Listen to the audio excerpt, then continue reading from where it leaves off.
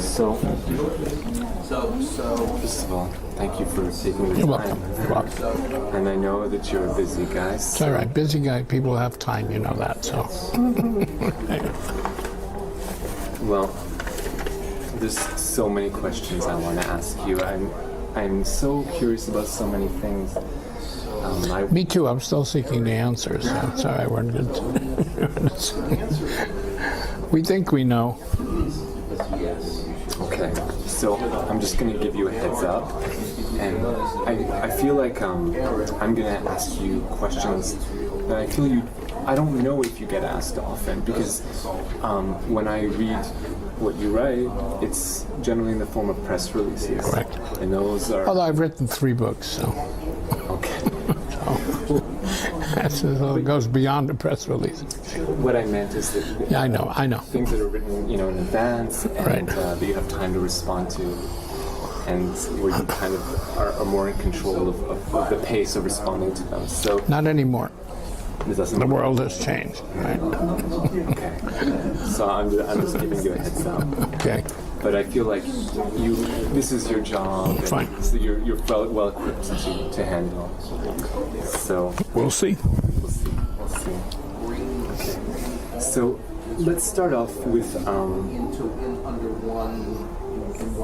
Rupert Murdoch, and he just won this International Leadership Award from the ADL.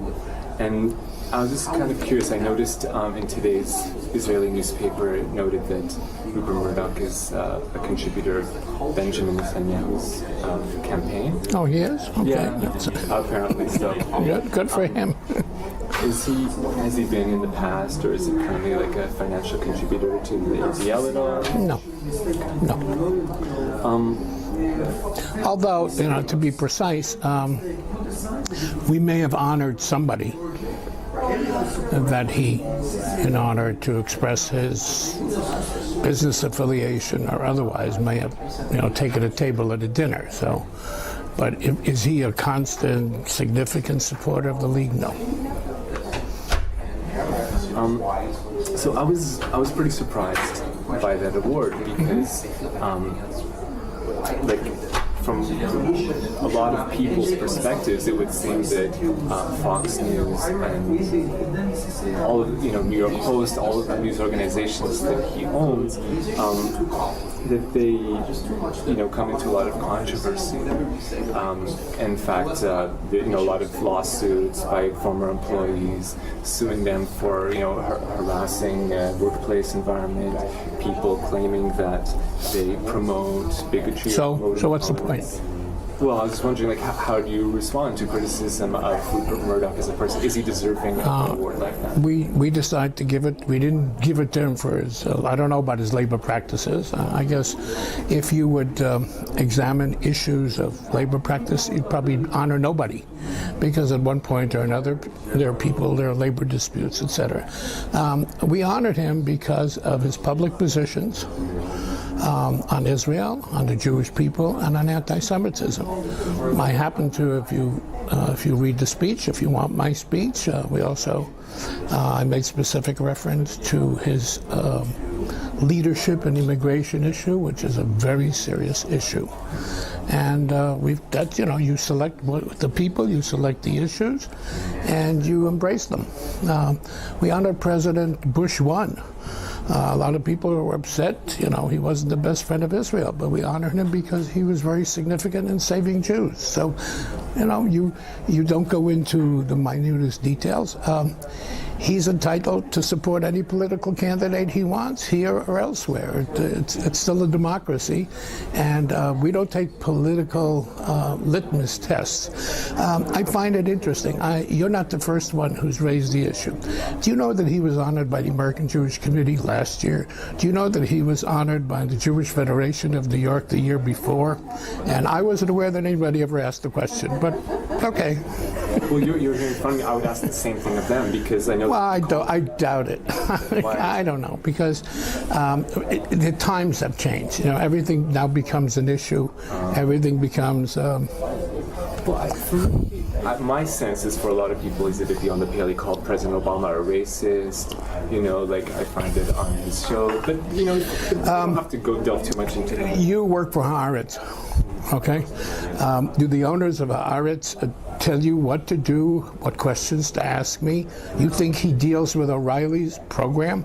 He has the Wall Street Journal. You think he approves every editorial? That's nonsense. No, I don't think so. Okay? He owns a media empire. That media empire goes all over the place. Some people like Fox, some people don't like Fox. Some people like the Wall Street Journal, some people. We didn't give it to him for his. Although we recognized his media genius because he is an innovator in communication. He understood the media in advance. In fact, he changed the Wall Street Journal from a sleepy financial paper to a dynamic whatever. But we didn't. That's not the issue. The issue is the man has a position, the man has a voice, and he's made his own personal decision to stand up for the Jewish people, to stand up for Israel, and that's what we recognize. I think he actually made personal things, but let's go on to other stuff because there's so much stuff I wanted to ask you about. I know that some of the discussions that you've been having this week in Israel have been around delegitimization of the State of Israel or its character.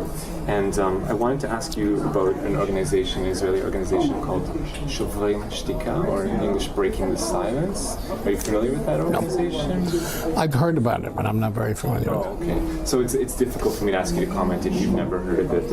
I've heard the name. I know what it means, but I'm not familiar with the organization per se. Well, I'll just briefly tell you that they're basically Israeli soldiers who served in the Israeli army, who served in the occupied territories, the West Bank and/or Gaza during the previous Gaza war, the most recent Gaza war. And what they came out as saying is that the houses were needlessly destroyed, phosphorus was fired into populated areas, commanders created an atmosphere that... So what's the question? Well, I was wondering, what do you think? Because I know that Israel is a democracy. It has institutions. People ask questions. The courts act. And as long as it's a democracy, it's fine that they're there. And okay, so. There's actually a bill right now in front of the in front of the Knesset, rather, by member of Knesset Ze'ev Elkin of the Likud, and basically it would limit the activities of organizations like Breaking the Silence. Listen, if we were to react to every politician who gets up in the morning and has a weird idea of what he thinks his constituents would love, this is a super democracy here. It's a little harder in the United States to initiate a legislation.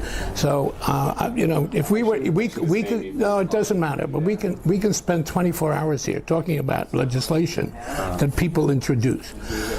We usually take position on legislation when it reaches after the second reading and the government supports it. I'm not going to get into.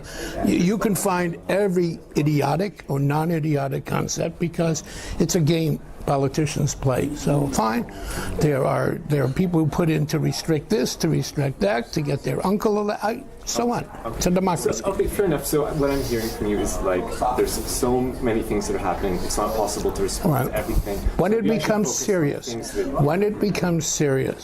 in the essence of impacting on Israel's democracy, on Israel's society, then chances are you'll hear from us. So why don't I ask you a little bit about the things that you've actually come out and stated, and I can get some feedback around that. So one of the things that I've noticed that you've written about is that if an organization or a person comes out and says Israel is acting like an apartheid state, that your response, or the ADL's response, has been that's out of bounds, that's beyond the pale. It's completely, that shows that we don't communicate with you or have a negotiation or discussion with you because you're now beyond negotiation or discussion. So my question is, when you have people like Defense Minister Ehud Barak saying that Israel is an apartheid state if the Palestinians don't have no say, when you have Speaker of the Knesset Ruby Rivlin saying the same thing, then how can we castigate people Well, facing this? very easy, because Barak's life is devoted to defend the state of Israel. And the people, most of them who charge Israel with apartheid, their lives are devoted to undermine the state of Israel. And there is a quantitative, qualitative, you look at the totality of the person, of the institution, you make a judgment. Okay, so it's kind of an arbitrary judgment. It's not an arbitrary judgment. That's an insulting comment, with all due respect. It's not arbitrary. I stand for an institution. We make judgments. You are making judgments by the questions you ask. So I'm not saying to you these are arbitrary questions. It's not arbitrary. We make a judgment, and you can judge us by the judgment. We make choices and we make judgment. Okay. So what I'm trying to understand from you is, what is the basis for that judgment? The basis is our judgment when we feel that this is an unfair characterization. Most of these people who charge Israel with apartheid, I would challenge you to find something that they have said, which they found something positive in Israel, that they value in Israel. Most of these people are out there to defame Israel, to criticize Israel, now to delegitimize Israel.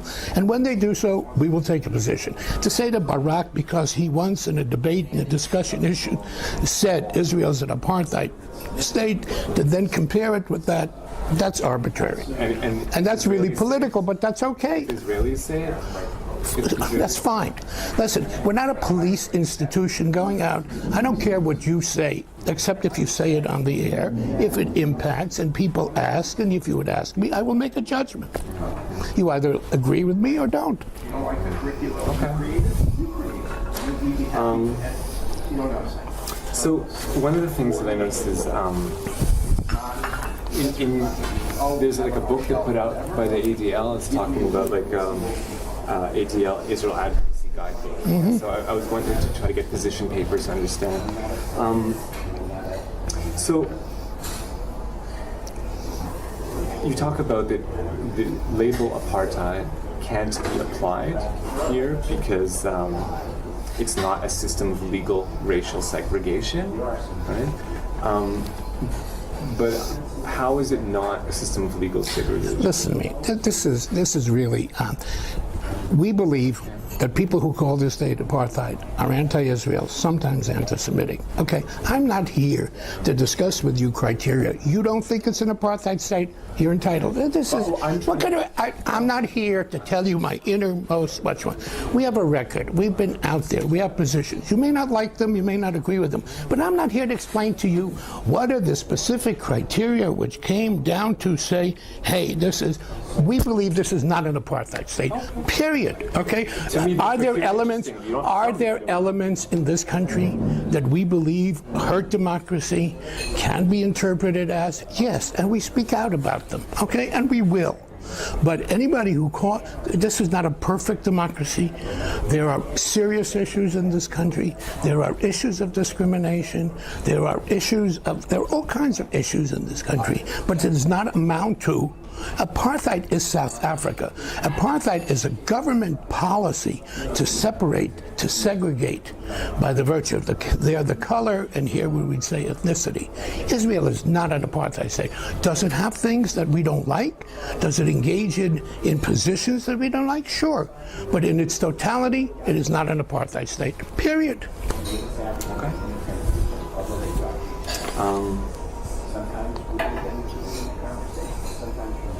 Again, I don't want to ask you about things like that you can't, like you said, laws that may or may not come to pass.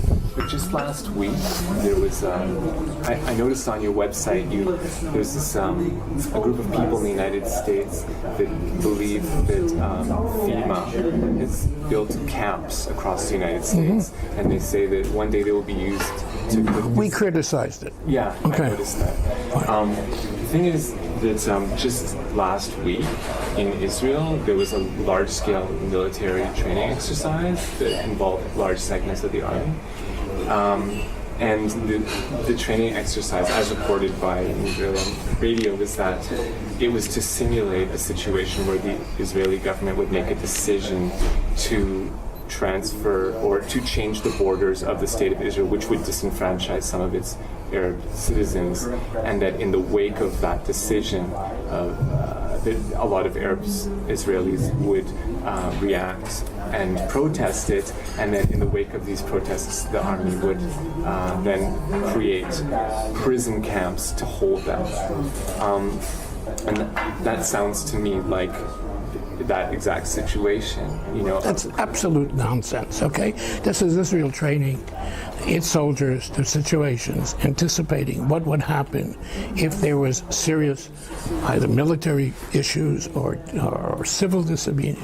And for you to compare it with some idiots who are saying that the United States is setting up concentration camps, it's absolute nonsense. Thank God the Israeli government is trying to anticipate. It anticipates the gamut of possible reactions, and thank God that it has the foresight, or some people have the foresight, to anticipate the worst of situations, to prepare its soldiers, its citizen soldiers, as to how to react. So what is the problem? And how does this compare to some idiot saying that FEMA is making concentration camps, which is somebody's figment of stupid imagination? Well, the only reason I brought it up is to say, this is obviously something you're against. No, I'm against an idiot who creates rumors against whatever, to frighten the American people, etc. That's what I'm against. That's not what this is all about. Do you think that this military exercise... I don't know. I'm not an expert. I am not an expert on civil disobedience. I'm not an expert on what maneuvers and exercises the Israeli military engages in, and I don't have the slightest idea. Okay, fair enough. The thing is, I know one of the things that you've also come out in strong opposition to, as well as the label apartheid, is the movement to create a boycott. And Correct. I understood that would you feel the same way if the boycott is directed at all, or as primary, secondary, tertiary boycott? Do you feel it the same way if it's a boycott directed specifically against organizations or groups or institutions of some kind that operate in the West Bank, specifically target against them because they operate in the West Bank? I'm opposed to boycotts, period. I think boycotts hurt the wrong people, do not achieve their aims. They are they're counterproductive. I'm not aware of any boycott except for the boycott against South Africa that has worked. And even there, it hurt innocent people because it really was more directed at people losing their jobs than the government. So I'm opposed to boycotts, and I'm certainly opposed to boycotts, whether against the whole state of Israel or segments of the state of Israel. Yes, we basically have a policy of being opposed to boycotts. But I mean, it's not necessarily, if I understand correctly, because it's less tactically effective. It's because, is it moral reasons? Well, the moral reason is boycotts basically hurt the wrong people, and they're innocent victims of the boycott. They do not necessarily impact. There's a question about sanctions, whether sanctions work either. It's the same issue. We do not believe that one should use boycotts because, first of all, you start a boycott, you don't know how to control. You doesn't have a control. It's very difficult to stop it. And on a principled position, we are opposed to boycotts. Okay. And most people who take boycotts do so selectively, usually has their point of view, which they're entitled to, and we have a right to say, it's wrong, it shouldn't be, don't use it. Well, again, it seems to me that what you've said now are tactical reasons. Again, you're saying because it can go out of control, but there's a situation right now where Palestinians have desires. Obviously, we're saying, I think we can agree that we're saying that a military or an armed struggle is something that we condemn on that part. What's happening now is that a lot of Palestinians who are actually engaging in non-violent demonstrations, weekly demonstrations, are being like Adib Abu Rahma, Abdallah Abu Rahma. Like, these are people who have just been sentenced to a year or year and a half in jail for things like... You have a justice system. This is a democracy. You have a justice system. You deal with the justice system. I am not an expert. I am not an expert on the judicial system, and I don't intend to be. I am concerned about people who, in a bigoted way, single out Israel, to be critical, to undermine it. period. You don't like some of my selections, you're entitled. I don't pretend to come here and become your civil liberties union. I don't pretend to make judgments, and this is what you want me to do. That's fine for you, not for me. You are. Well, I am not. I'm not. I'm an American organization whose one is a blacklist of 10 groups. That I didn't say, excuse me, you used the word blacklist. That's because of your prejudice. I didn't use a blacklist. It is called information. I didn't ask anybody to do anything. I believe that people should know who people are and what they represent. Okay. You make your judgment. You like them, God bless you. You want to support them, you use blacklist. That's your political term, which is nonsense. Okay. You know what? You have a couple more questions. I'm just throwing. No, but you've already made a judgment that it's a blacklist. Blacklist is boycott. So then you say no, and then I say, okay, what word term would you like? Oh, and then I listen to you what you're asking. Fine. No problem. So what I'm saying is, if we're saying that a group, no, we started off with saying armed struggle is not okay. Okay? What's happening is that people who are organizing nonviolent demonstrations are also being arrested for that. Do you know how many conflicts there are in the world? I want to see those people. If you want to boycott Israel because you think that it doesn't meet the standards of justice that you believe in, I have no problem with that. But if at the same time you also don't boycott 20 other places in the world where there is no justice, it doesn't even come close to here, that's not, as far as I'm concerned, that's not real. If you want to boycott because you want to change a certain system, fine. Then do it in China, do it vis-a-vis Cuba, do it vis-a-vis Saudi Arabia, do it vis-a-vis Iran. Most of the people that we are opposed to their boycotts are those who only select the state of Israel for their standard of justice. And that to me is bigoted and biased. Do you think that people... What if an Israeli is advocating it? And I think he's wrong. But for Israel, I have an opinion. Is the most important thing for someone who lives here. Listen, listen to me. I don't advocate doing anything, but I have the right to say I think this is wrong. I think this is counterproductive. Right. I want to see the same Israeli concerned about the rights in Saudi Arabia or in China. If you listen, Israelis travel all over the globe. They travel to countries where there is no democracy. They spend their money there. Here, they boycott here or the West Bank.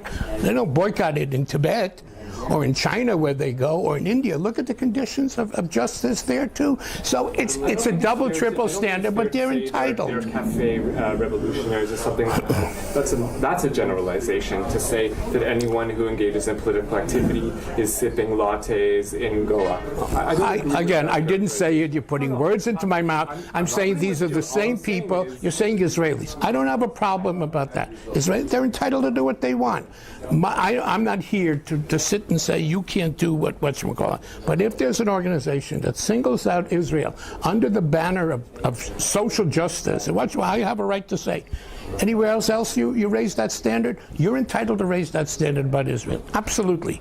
But if the only country in the world where you see violations of human rights, etc., is Israel, you're a bigot.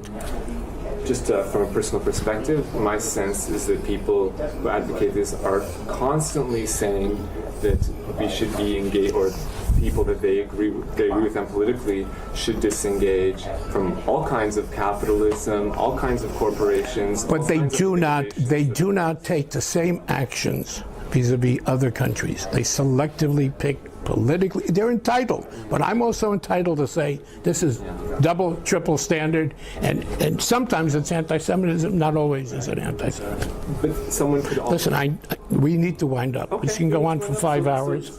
No. You said 20 minutes. Well, actually, we said 40 minutes. But I didn't say 40. Okay, but go ahead. That's what Phyllis told me. I'm just going through questions and then... I don't think it's productive. I really don't. You're not really interested. You're interested in finding and focus. That's fine. You're entitled. You're a journalist. I don't think it's productive for anybody. It really isn't. I'm going to ask you a hard question. I don't know what a hard question is. That I'm interested in. Fine. Okay. So let's see if we can wind up. Issues are interested in me. Fine. Because if you can't... Fine. Let's see if we can wind up. the reason why I asked you that question is because all the questions are in the same vein. Okay, I represent an organization, stand for an organization which is 97 years old. I've been involved in public Jewish life for 45 years, and all your questions are what you're entitled. But I'm saying, okay, I've had enough. Ask me something that's a little different, or let's wind up. This is all a political, trying to ascertain politically. You started with Murdoch. Of all the things that we do, how come you didn't ask me about, I came here this week. I went to see the kids in Ofarim, in Rogozin. That's you. No, it's your agenda too, because that smacks of unfairness in this country. There's other Haaretz writers and other Israeli writers who are okay. So you only care about things that you don't like that I do, not things I'm not that. representing. That's fine. That's fine, and I don't want to waste my time engaging your views. We did it. Okay, move on. I think I'm asking you different questions, and I think I asked. That's fine. You're entitled to ask any question that you want, and after a while, I say, hey, this is not really. This is to take a series of issues which you don't like what we do, which you're entitled to. It's not about me. It's about the. It's who you represent. Fine. You say you represent people. That's right. And I don't really know exactly how policy decisions. Well, you could have asked me that, but you didn't. There's so many questions here. Well, okay, fine. That's super interesting to me. It's fine. super interesting to me, how.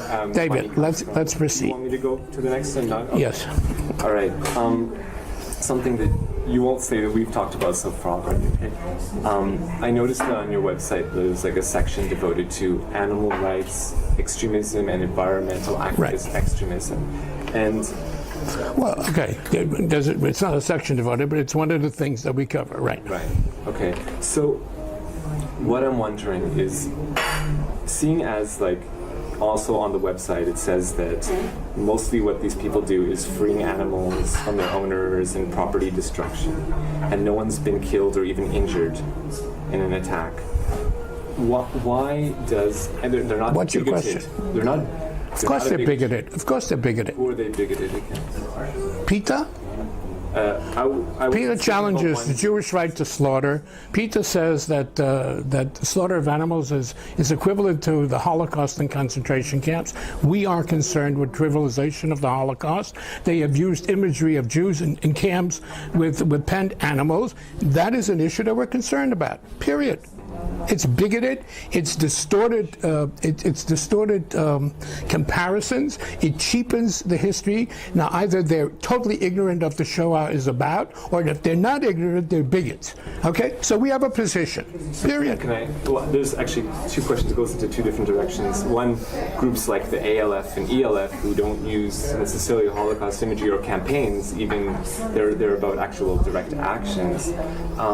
And who are they bigoted against? But more than that, or why they're labeled terrorists, But also I wanted to ask you what your reasoning is for being, I noticed that you're really upset about the using of imagery, Holocaust imagery, and comparing it to what animals go. Yeah, because if you don't understand it, you don't learn the lessons. If we have a situation in the United States that somebody opens up a restaurant and he becomes a soup Nazi, right? Because he'll decide what soup you're going to eat or buy.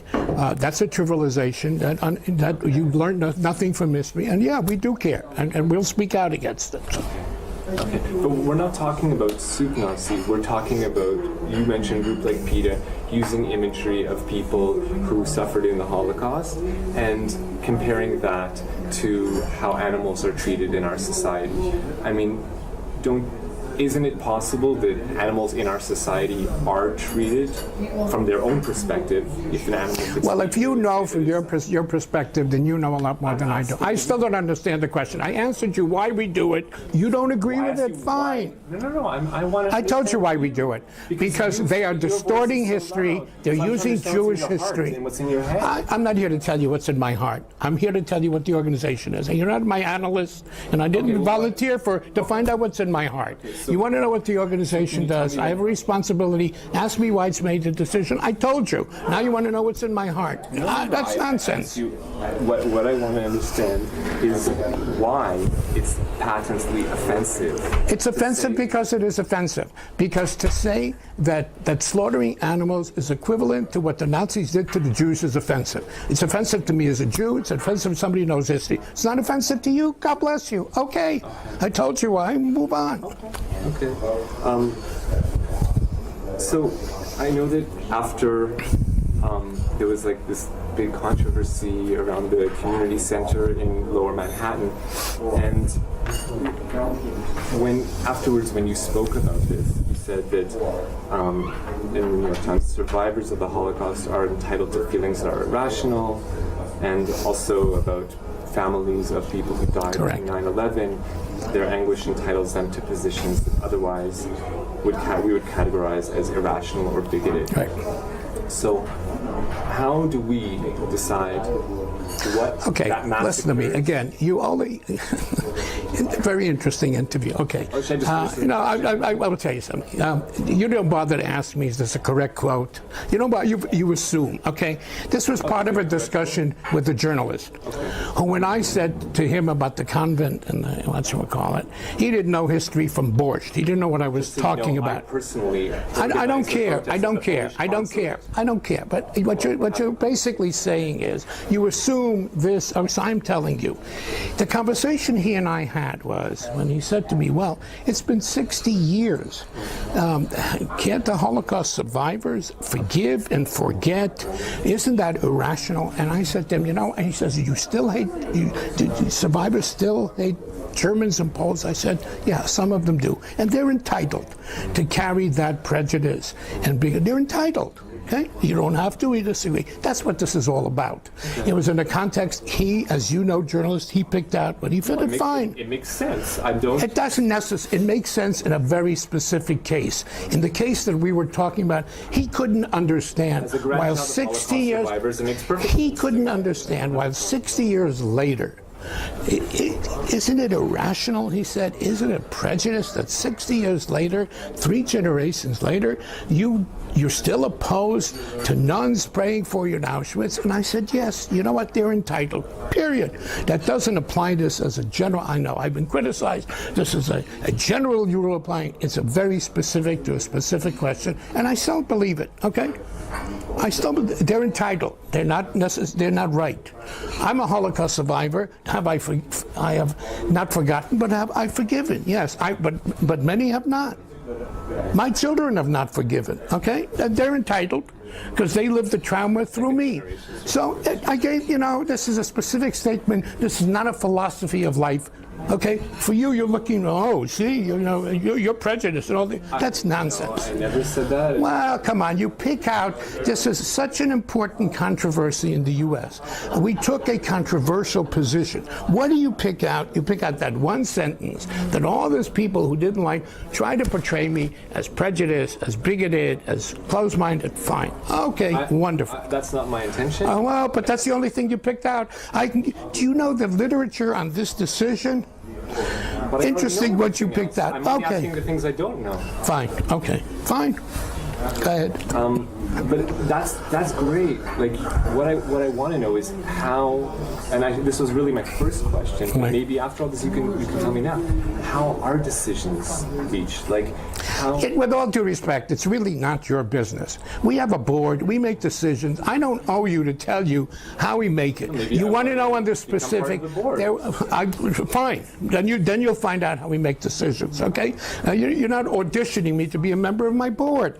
On this specific issue, people asked, okay, they want to know, was Abe Foxman made the decision or was it made by a board? Yeah, we have a board. Specific decisions. No, but it doesn't matter. But that's what this comes from. We have a board. They sit, they decide on policy, they decide whether we should or we shouldn't. And that's the way the process was. And there was a consensus that this is the position we should take, period.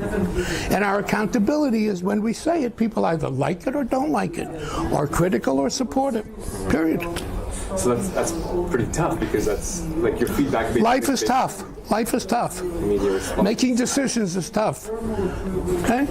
And could I ask also, like in the same vein of how the decision-making process is how does the funding come for the ADL? Like The funding comes from people who voluntarily give money. Period. If you like what we do, you'll support us. You don't like what we do, you won't support us. We don't take governmental money, okay, because we don't want to be beholden to policy or not be able to criticize. Our money comes 50% from the Jewish community, 50% from the non-Jewish community. We fight not only for Jews, we fight for equal rights for all. Interesting, not one question did you ask me about 80-90% of what we do is education, which reaches out, not Jews, but broad. Not one question in all your delving. How do you make a decision to stand up for, you know what, we created, sure, we were opposed to this mosque. We set up a committee to defend mosques. Why don't you ask me, how did you make that decision? You're not interested in that. Well, I read all about it. Oh, okay, you know all the answers. So you selectively picked out that which you want to probe, which you're entitled. But if you wanted to tell me more things about what you, then we could say, listen, I won't give you 40 minutes. I'll give you, how much time do you want to consider? Towards what purpose? Towards what purpose? Are you really trying to educate your audience as to what is this entity? Or are you selectively picking things and saying, oh, this is, I don't like this. How does this make sense? If you do this, why don't you do this? That's, you know what? That's nonsense. How is that? No, because all it is to find a way. Your organization has a lot of power. I don't know what power means. Let me ask you, how do you define power? What does that mean? You just made a judgment. What does that mean? What does it mean we have a lot of power? Well, my sense, if you ask me what I think power means, I think power is the ability to have your decision affect the behavior of other people. Then we would be out of business. We fight bigotry, prejudice, racism, anti-Semitism. We've been fighting it for 100 years. If we had power, there'd be none of it. That's nonsense. We have power. Maybe we have credibility. And maybe you don't like the credibility that we have because you don't agree with most of the things that we do because they don't fit your worldview, which you're entitled to. We don't have power. The only weapon that I believe I have is credibility. That's all. Okay? It's my word, what I say. And what's that? I'm not going to worry every single day whether I can satisfy 100% of the people. I can't. I make judgments. I try to make honest judgments. Moral judgments, ethical judgments. Yes, and I do it in the context of an organization which exists for 100 years, which has mission. And this mission has been set out 97 years ago as a dual mission to fight against the defamation of the Jewish people, which is an archaic way in 1913 to say fighting anti-Semitism, because they weren't that comfortable with that word. And the second mission is fight for equal rights and opportunities for all. Okay? That's a very, very lofty mission. And it hasn't changed in 97 years. And so we make decisions every day how what we say, what we don't say will impact on bringing those missions closer to reality. So we make judgments. We're not the ACLU. They have a different function. We're not right or left, although people characterize us as left. I come to this country and the people from the right tell me I'm left and the people from the left tell me I'm right, and I know I'm doing the right thing. But a lot of people don't like what we do because they come with their own baggage. They're entitled. You come with your own baggage. Haaretz comes with their own baggage. Yisrael Hayom comes with their own baggage. Fine. And you're entitled to take a look at stuff and say, I don't like what they're doing. Fine, so you won't support us. But I wish we had power. If we had power, we would do away with prejudice. Okay? We don't. The reason why I'm talking to you, and I realize you keep saying I'm not here to audition you, because I actually believe that all people are equal to one another. Right. That's what I'm fighting for, equal rights. Right. And so I see this as an opportunity, as a journalist, to find out, to have a conversation with you about the positions that you take. And but you take them selectively based on your perception of what is right. Which, okay, wonderful. And I'm saying that's you know, when you and I if you and I go out to dinner, consider what I say. If you and I go out to dinner, let me think about what you've said. Is that Well, am I learning something from it, or am I going to try to like shut it down? I want to have. Well, you know what? If you and I went out to dinner, if you and I went out for dinner, and you wanted to. It'd be one thing, but we're not going out to dinner. You're doing a TV show or an internet show, and you're continuing on one single thread. What are all these things that you do? How consistent is it? Why do you make this decision and not that decision? Fine, okay. It would be a totally different conversation if you and I had again over dinner rather than this. You have an agenda. I have an agenda. Okay. On some things our agendas agree and others don't. You're trying to find out those things that you don't like what we do. You haven't elucidated anything that you like. You have taken every single issue that you don't like what we do. So I'm saying it's not a productive interview at this point, because all you're trying to do is single out things that you don't like or you don't agree to either embarrass me or to impact. And I'm saying it's not productive. So you're saying I should spend more time asking you questions? No, I think it should be balanced. I think it should be balanced. And all you have done is ask me questions about things that you don't like, judgments that you don't like. And I say, you know what? I have better things to do with my time. I respect you. Let me give you a few compliments. No, I don't want you. I don't want you to give me compliments, because if they're out of context, I'm saying you prepared. You worked hard. Yeah. But all you did was, single out all the things that you disagree with. And I'm saying, okay, it's been productive. I thought you would say thank you. I thought you'd say, David, wow. David, I'm a big boy. With people that are different David, I'm a big boy. I'm getting an opportunity to talk to someone. This is not tabula rasa. You're not coming here, hey, Abe Foxman, I'm going to sit and talk to him. I'm going to ask about a gamma. No, you're not. You have an agenda. But if you've talked about all these things before, then why are you getting upset over it? I'm not getting upset. I don't want to waste my time feeding an agenda. But a lot of Jewish people in Israel have the same I really don't owe everybody in Israel. People like what I do. People don't like what I do. People like what this government does. People don't like what this government does. That's what democracy is all about. Right. So I don't owe you a point by point. An organization isn't a democracy. It's an organization like every other. Correct. As part of democracy.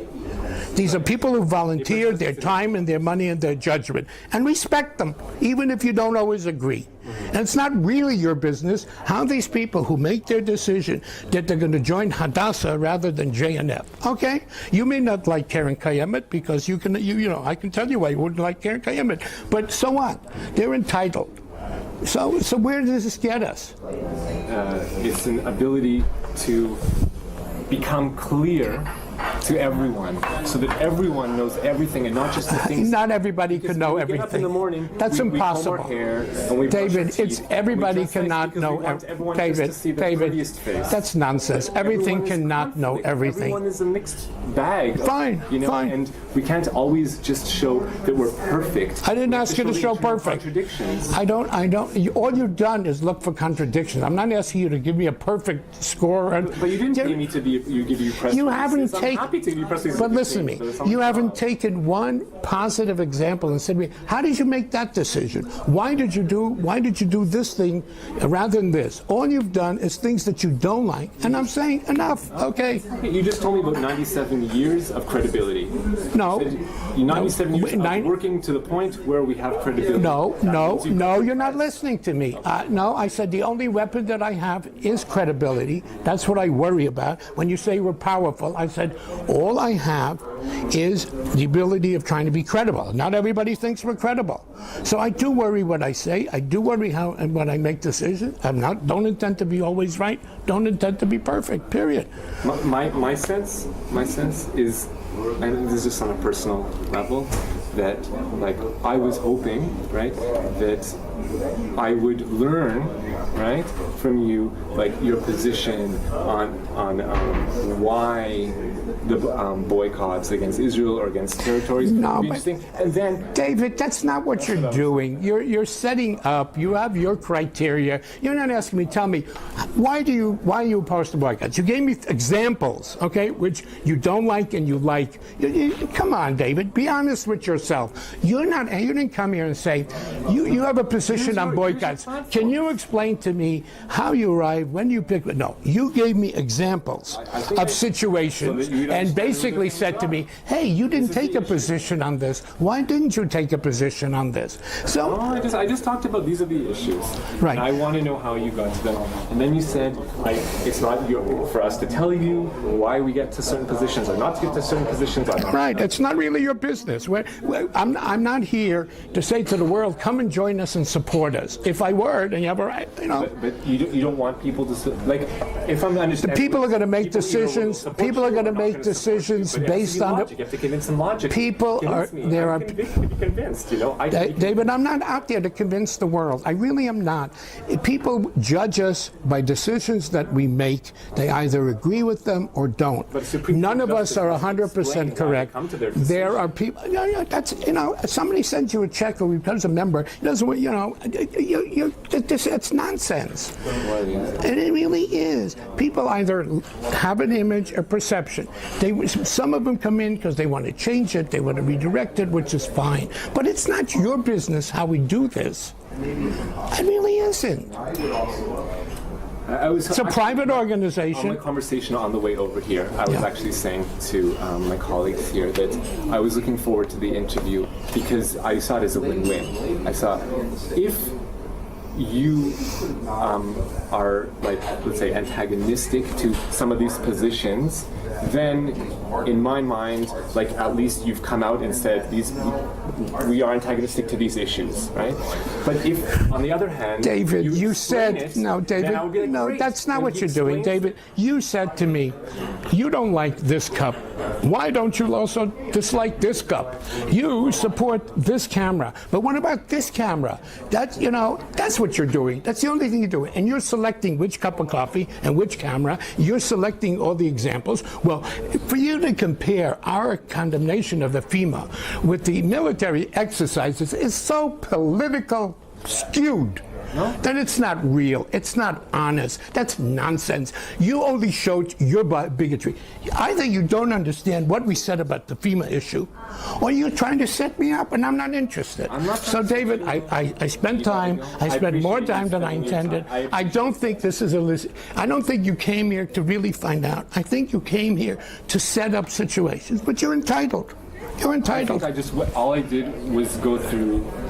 No, you prepared. No, FEMA and this is such ludicrous nonsense. But you wanted to make a point. No, you wanted to make a point that this military exercise was bad or will be bad. And why doesn't the Anti-Defamation League stand up and say, how dare you even think of having to do terrible things? On the loyalty oath. You took a position on the loyalty oath. So you do take positions on things that happen in the state of Israel. So the loyalty oath is equivalent to some exercise that you really don't know about, but somebody may have told you. It's not a. But you come on, David. Thank you. We'll come back and meet again. Really? Yeah. You want to talk to me again? Absolutely. But I want to sit and talk to you at dinner. Okay. Okay? I want to get to know you. Sure. And then if you want to play this game for the audience, fine. Okay. Fair enough. Deal. Listen, I know where I respect where you're coming from. I just don't think, honest is the wrong word. I don't think it was really, well, I guess it was an honest effort to really find out what we do. It was a way to embarrass, to put in contradiction. That's what it was. And I'm sorry about that, because I really think you came with Deyot Kdumot. And this was an opportunity for you to put me on this, not to embarrass me, but and that I'm sorry about, because we were deciding to do it or not. Okay? And Haaretz, you aren't. And at the end of the day, I said, you know what? Somebody cares enough, fine. But I'm saying I'm sorry. I'm not sorry I met you. And I'm saying to you, I would like to continue conversations, but I was set up. This was not a true effort to really find out what we do. Questions in advance? I told you I didn't look at them. I really didn't look at it. I made a judgment. You're somebody who tries. And I said, okay. I made mistakes before. I participated in a movie in Israel. All right? And I made a horrendous mistake. I trusted him, okay? He did a hatchet job. It's called defamation. I took him into my heart. He screwed me. And a lot of people said, don't trust media. And in a way, in a nice way, you basically did the same thing. So do I have a personal? No, I would like to continue, because what you think is important to me, okay? Because you just as we tried to impact on people's minds and hearts, you do.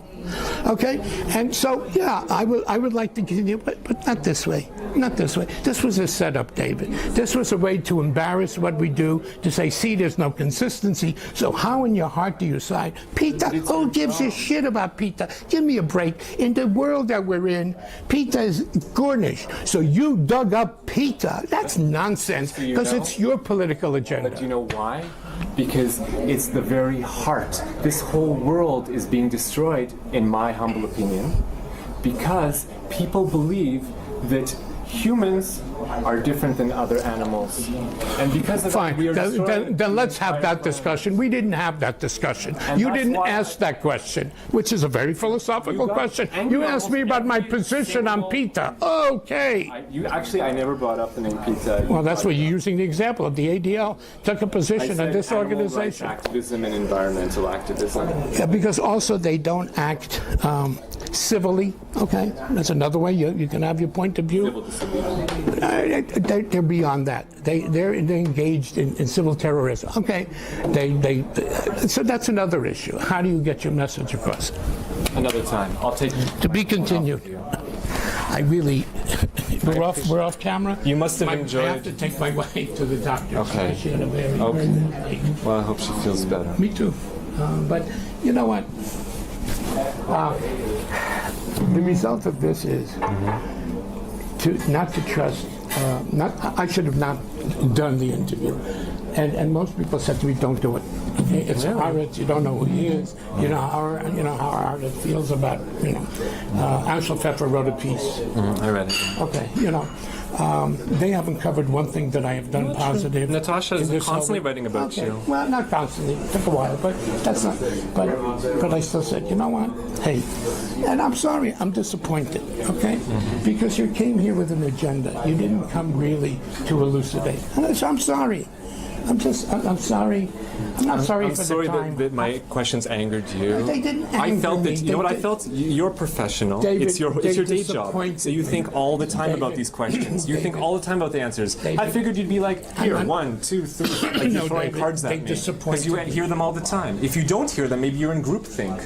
Maybe you're only with people who think the same way you do, that you wouldn't even think of these questions. I'm just sorry. You disappointed me because you came with an agenda. You didn't come to elucidate. But you didn't, and I'm sorry, that's all. Fox News doesn't do that? I don't go on Fox News if I can help it. So see, here's another judgment, okay? I don't go on Fox News until there is a, I never went to them to sell my book. I could sell my book on Fox like this. So you already made a judgment, okay? I mean, you said if I'm biased, then Fox isn't. That's all I'm saying. Thank you.